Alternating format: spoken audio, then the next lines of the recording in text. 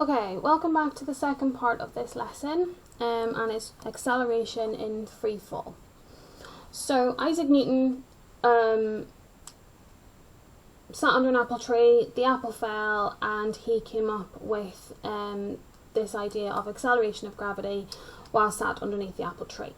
Okay, and he realised that all objects accelerate at the same rate towards the earth. Now this can be a very tricky concept, and if you would pause the video and play this video to have a look at that for me. Okay, the next thing that we're going to have a look at is the equation that goes with acceleration in free fall, and all that is the acceleration due to gravity, because obviously when you're on Earth and you're on the moon, you've got a different amount of gravity. You've got more gravity on Earth than you do on the moon. So the acceleration due to gravity equation is as follows. V squared minus u squared equals 2 times a times s. Now, as you can see, I've labelled the equation for you. So it's your v squared is final velocity, u squared is initial velocity,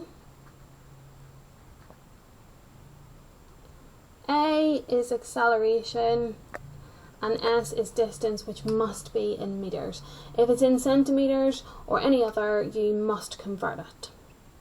What we're going to do is we are going to do a worked example together.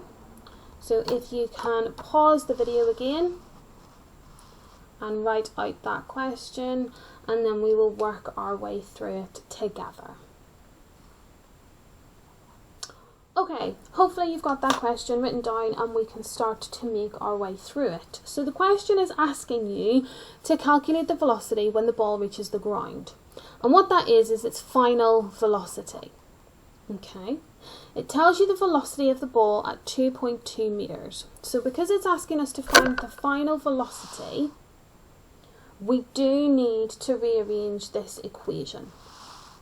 Okay, and we need to take the initial velocity to the other side, and because it's been taken away here, we're going to add it to this side. So the equation that we need for the question is v squared equals 2as times, add u squared.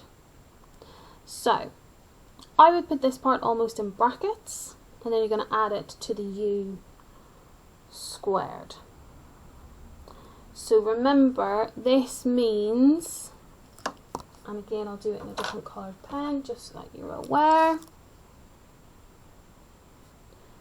that you multiply it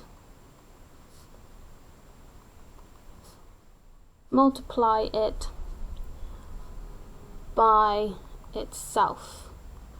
You do not multiply it by 2. Okay, so if we take this first bracket, 2 times the acceleration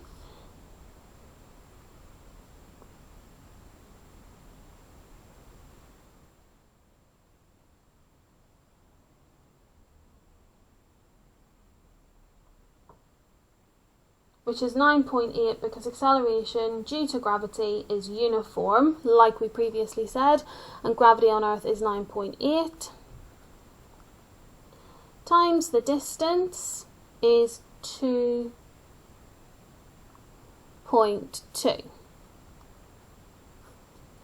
Add, the initial velocity is 6, and we have to square that. So add 6 squared. So 2 times 9.8 times 2.2. Just work that out on a calculator. 43.12. Add 6 squared is 36. So that means that v squared is equal to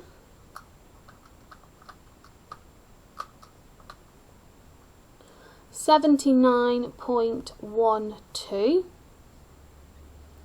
V though because that's what it's asking you to work out, the final velocity, you have to find the square root, because if you square something, that would be the answer. So whatever this is squared would give you that. So you have to find the square root of 79.12, which is 8.89, and I've rounded that to 2 decimal places.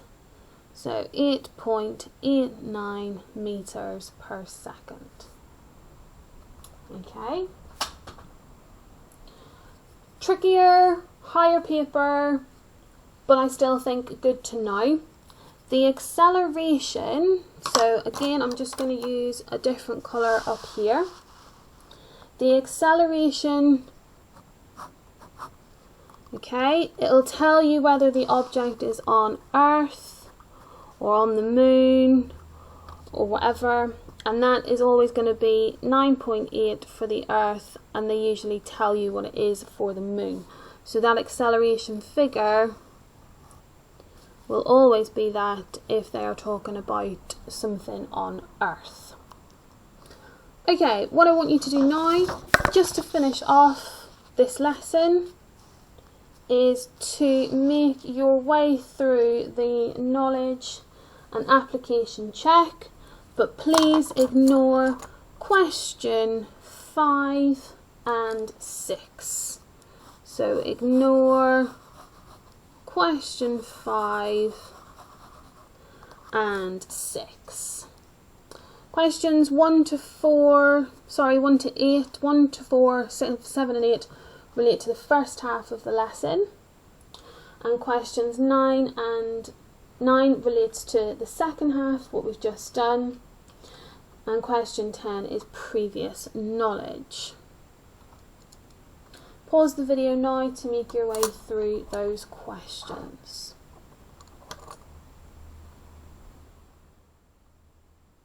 Okay, different colour pen, green ideally. The unit for velocity is meters per second.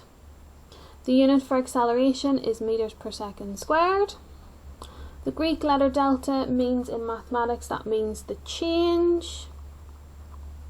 It's asked you for the equation for acceleration, so it hasn't asked you for the equation that links acceleration, velocity and time. It's asked you simply for the equation for acceleration. So that's change in velocity over change in time. Is velocity a scalar or a vector? We will have discussed this in the first half of, or the first part of this 2-part lesson. Okay, remembering that vector quantities have both magnitude and size, scalar quantities only having size. So, going back to the question, velocity is a vector quantity because it's the speed in a certain direction. Acceleration is a scalar quantity because it's just that number. Okay, a book weighing 100 newtons falls off a table 1 meter high. It takes 0.1 second to hit the floor, reaching a top speed of 10 meters per second. Calculate the acceleration due to gravity. So, we want to use our equations, the last equation that we had a look at during this video.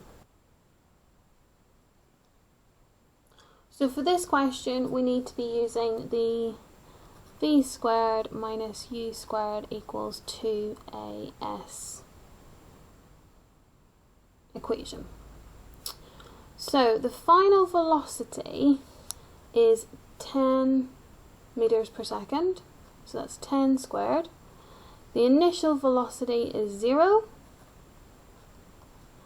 2 times a times s is distance, so that's 1.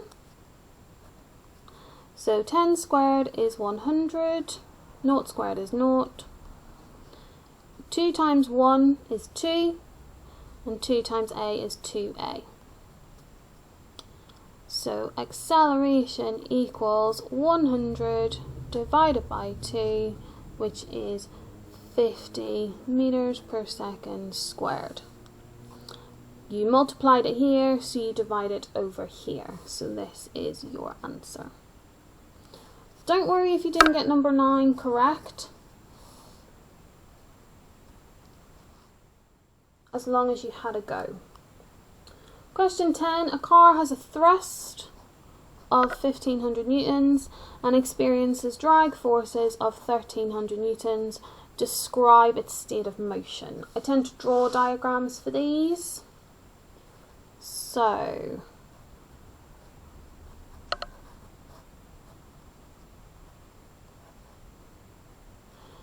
this is my car. Okay, it's got a forward thrust of 1500 newtons and it's got drag forces of 1300 newtons. So the resultant force is 1500 take away 1300, which is 200 newtons, and it's going to the right. Therefore, if you're describing a state of motion, which is what the question is asking you, you would say that the car is accelerating or getting faster. And that brings us to the end of our lesson 1 on acceleration.